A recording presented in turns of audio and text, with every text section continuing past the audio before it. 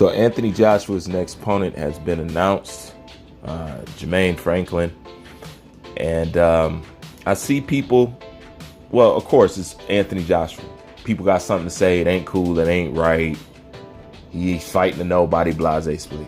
This is what y'all got to understand. First of all, you need to recognize that there's not a lot of bodies in the heavyweight division. Okay. You also have to recognize that Anthony Joshua, whoever your favorite in the heavyweight division, Anthony Joshua has a better resume than them. I don't care who it is. I don't care if your favorite fighter is Fury. I don't care who it is. He got a better resume than they do. Okay?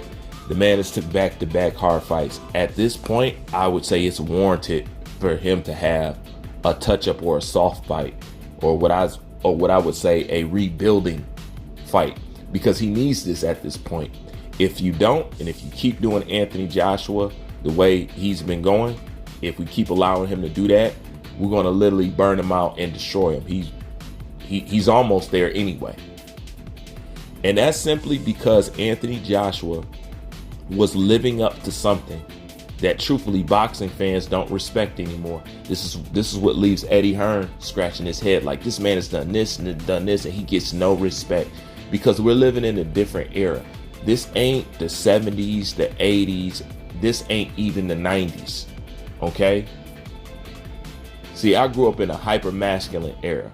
This is a hyper feminine era where people whine and complain about everything, with no logic at all. So in an era like this, the real is hunted. I don't care if you're a real person just speaking. I don't care if you're a real person in boxing. I don't care if you're a real person in your job. In today's world, realness, authentic, true blue, 10 toes down, straight up people, we are hunted. We are hunted down and tried to be pressured into being fake like the rest of society. That's truthfully what this era is. That's the only way.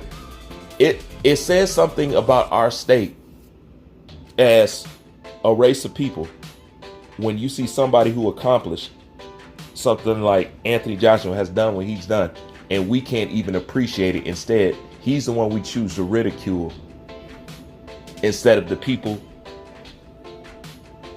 who we should ridicule. We praise those who don't do anything, and the ones that do, we demonize them. He needs this fight at this point because he needs to build his morale. And you know what? I'm excited to see Anthony Joshua fight again, because I'm always interested in Anthony Joshua's progress, where he's at. I'm always analyzing Anthony Joshua, because I still, to this day, I still don't think that I've seen the version of Anthony Joshua in which I believe he can rise to.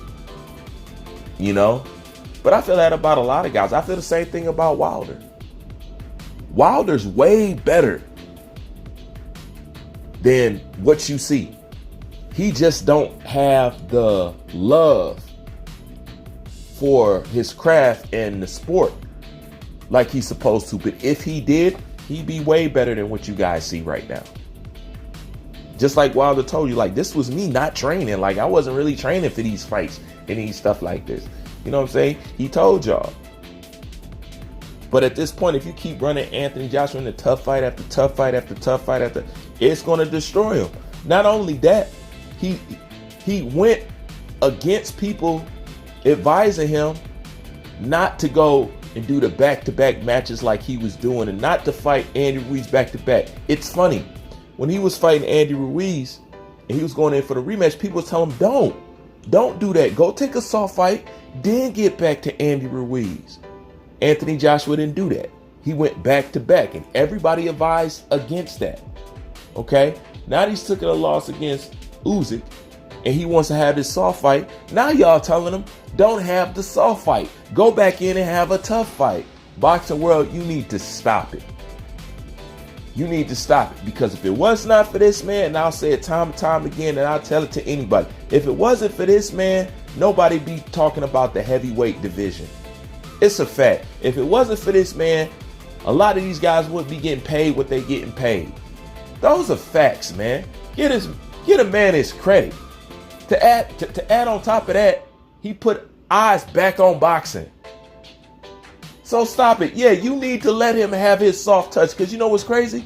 You'll let Fury fight the Pisanettas of the world. You'll let him fight the Otto Weilers of the world and still call him the greatest thing since sliced bread. This man has took tough fight after tough fight after tough fight, top opponent after top. Who has fought more heavyweights in the top 10 than Anthony Joshua? That person don't exist.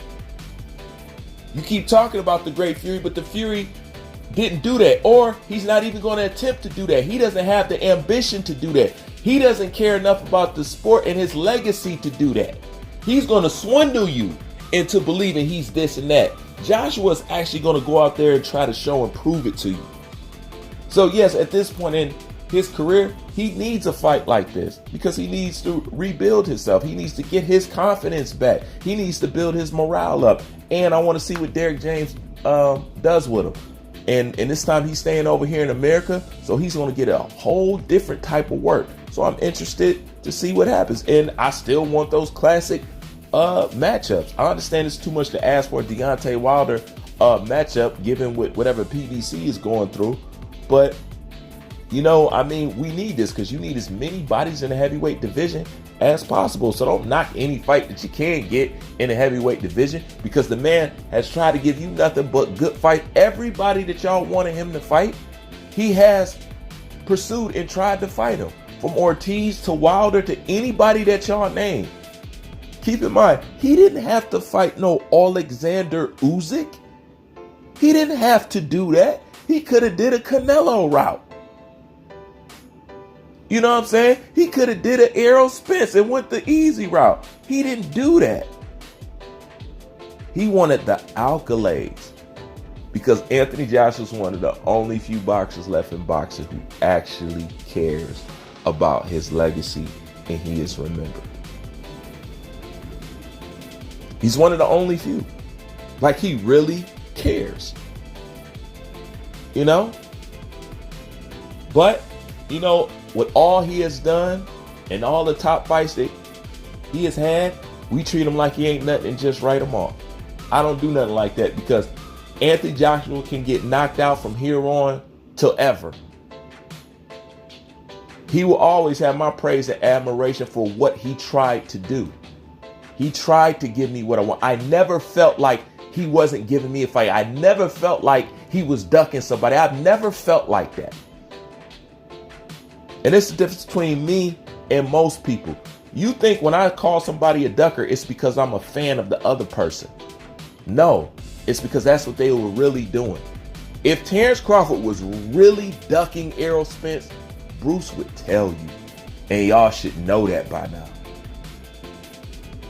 But anyways, I look forward to Joshua doing this thing, rebuilding himself. I don't care who he fights. I just want to see him fight at this point because I'm trying to figure out what state he's at. And I don't see nothing wrong with taking this fight. The man has taken enough tough fights for us to give him this fight without complaining and jumping on him. But then again, that's my opinion. Like, comment, subscribe. Bruce Van, I'm out.